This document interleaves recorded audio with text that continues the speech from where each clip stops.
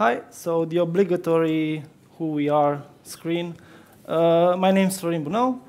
I work for Itiviti, and together with my colleague Kovacs Gheorghe, we wrote 2 articles in this edition, and we want people to know more about functional programming. It seems like it's not like a common thing in the development community, and we are trying to rise to have some awareness of this programming functions, programming style. So, how, in your experience, does your software feel alive? Doesn't it, like, it's just a little bit alive, just a little bit fighting you, just like a swarm of bees. You're constantly trying to make it do something, and it's constantly stinging you, or like a flock of birds.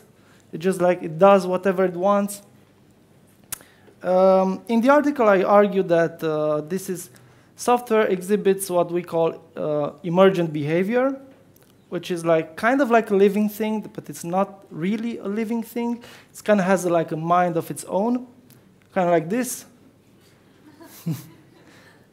When you try to debug it.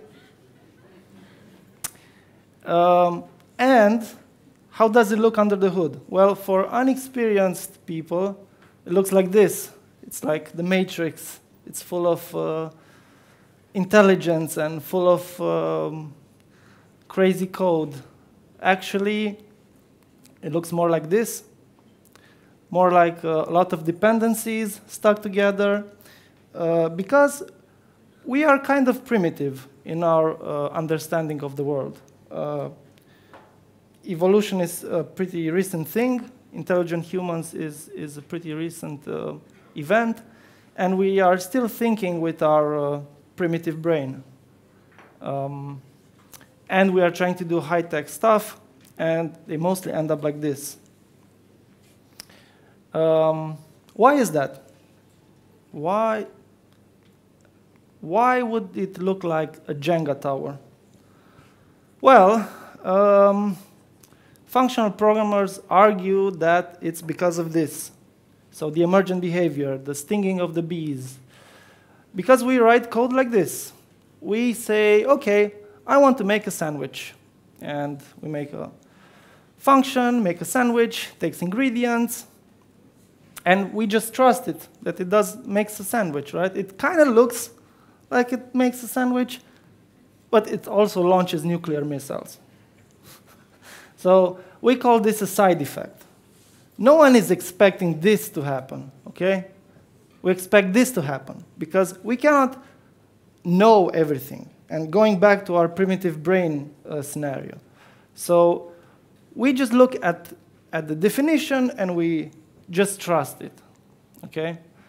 We don't want to trust functions. We are too primitive to trust functions, because they may contain side effects. I'll explain what a side effect is. First, some examples. Assignment is a side effect. Partial functions, side effect. Exceptions, I/O, everything that a program usefully does, or that you are used to, is a side effect. OK, so why is this bad? Well, there is this psychological study that the average number of objects that a human can hold in his memory is 7 plus minus 2. So not a lot. And when you have code like this, OK, maybe you can like fit it in your head. How about this? This is usually how code looks. It's just a hello world, but it has tons of like enterprise-y stuff. What does this do? You have to study it. So why are we programming like this? Mostly because most of what we do is based on the Turing machine. Our programming model is based on Turing machines. This is imperative programming, where we tell the machine, go this, increment that, plus value here, minus value there. We talk in machine code. Well, in the Turing tar pit, everything is possible. Everything can be programmed, but nothing of interest is easy. So is this the best that we can do? Well, before, let's look at other domains. Other domains have had the model, have tried to do something with it, and they failed. Then they invented a new model, refined it, invented a new model, refined it. So why stop here? Is this the end of programming? This is it? This is the end of human evolution in terms of programming? Or I would argue not. We should improve our model, improve on the Turing machine, just like the physicists did with their atomic model. This is the way people usually think. We have a problem, we decompose it into sub-problems, then we decompose those into sub-problems, we solve the easy ones, then we recompose them. I think this should be like the basis for our model, not the machine instruction part. Functionalist programmers surely think this. So I cut a lot of slides from this, but basically what is functional programming? The academic answer is lambda calculus. Lambda calculus is, I will show some examples. Lambda calculus is basically this. This is the definition. It's just function application, value definition.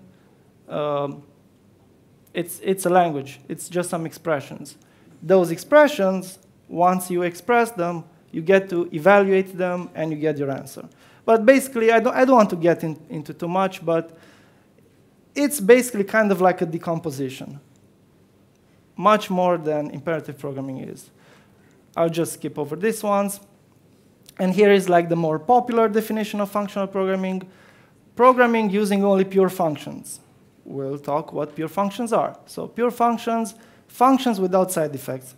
Side effects, you've seen, something that the function does something other than the result it returns, like launch the nuclear missiles.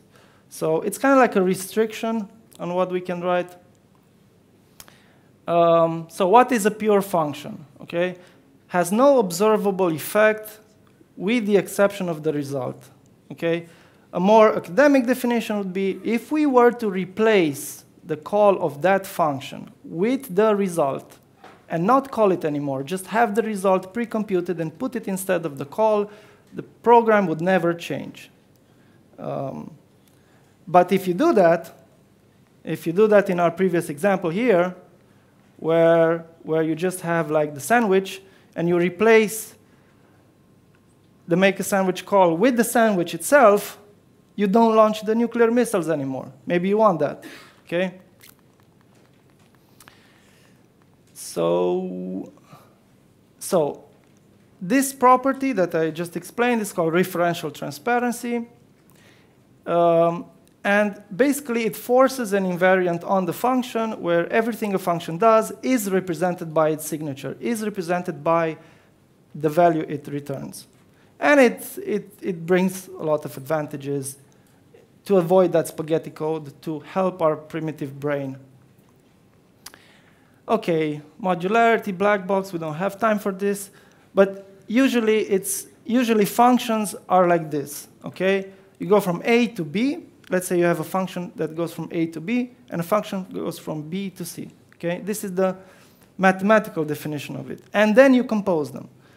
But usually, if you write functions with side effects, you cannot compose those functions, because they might do something else that they do not declare in their signature, and composing them is dangerous. Composing them leads to the spaghetti code, to the things breaking, and so on and so on. So strive to not have side effects. I won't go into too much detail what side effects are. They're in the article. Please read it. There's examples. There's a table, how you can avoid them, and different examples of what a side effect is. But basically, it means taking that, well, my arrows are off. But basically, it means taking the side effect that the function does and making it part of the return value, okay? The simplest side effect of a function is when you return null. Everyone returns null. That's not okay. Because you just said that you're returning a value, and then you return null. Null is not an instance of that value. If I say this function returns string, and I give it a null, null is not a string, okay? You call size on null, and it blows up, which means it's not a string. It does not respect the interface that the string has, okay? So what you can do is say, okay, my function might return something or might return nothing. That's represented here by option of b. So in my example with the string, it would be option of string. So maybe I give you a string, maybe I don't give you anything, okay? Why is functional programming hard? You can write the article as well for this, but in short is because function composition like this doesn't work anymore. It's not so easy. You call f with an a, you get a b, you put the b in g, and you get a c. You string them together, bam. You have one function going from a to c. When you have like this, from a to option of b and from b to option of c, you can't just smash them together anymore. This doesn't fit here anymore, okay? Option of b, b. I cannot put it here, okay? So you need a special type of composition. In this case, I won't go over all of this. This is like the Kleisli arrow.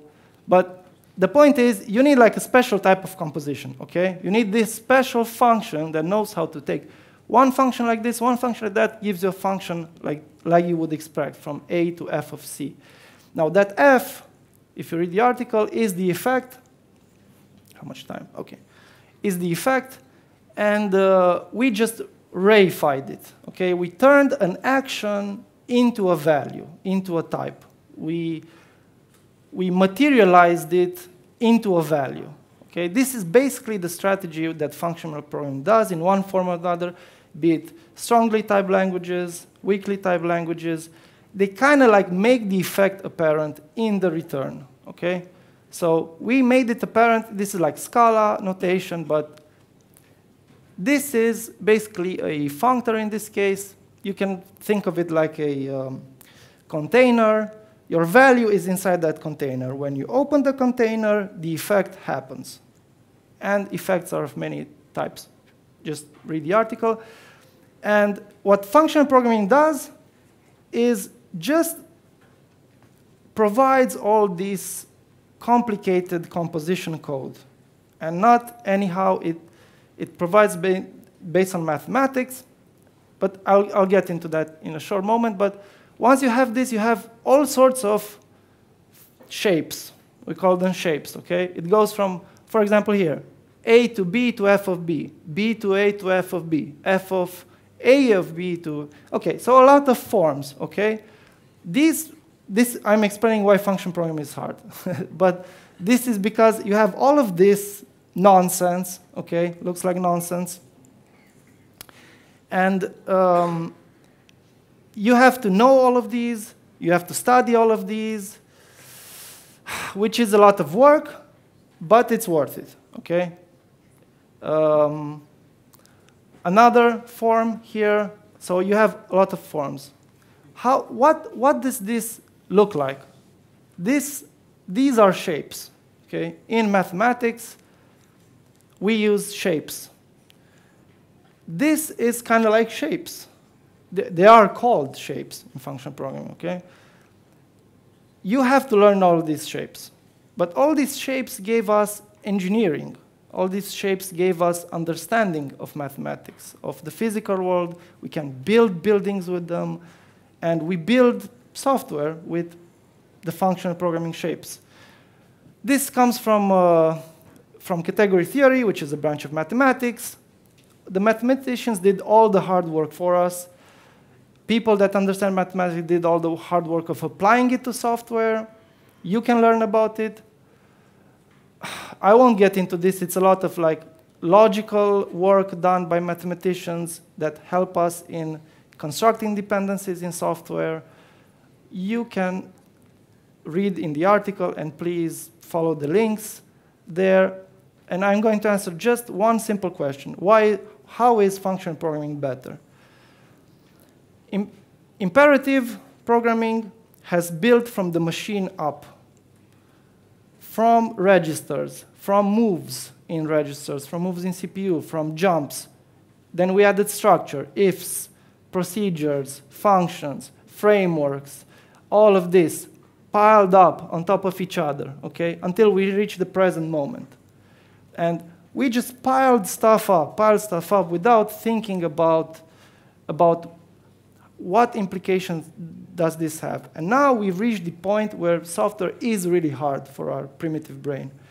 So what functional programming does is it does the opposite, okay? It starts from the mathematical abstractions, and then it removes abstractions by implementing the abstraction layers until it reaches the machine. So it's this is the difference. You go from the bottom, from top to bottom. And please join our meetup, where you can find more about this. It's on meetup.com. And these are some recent titles we had.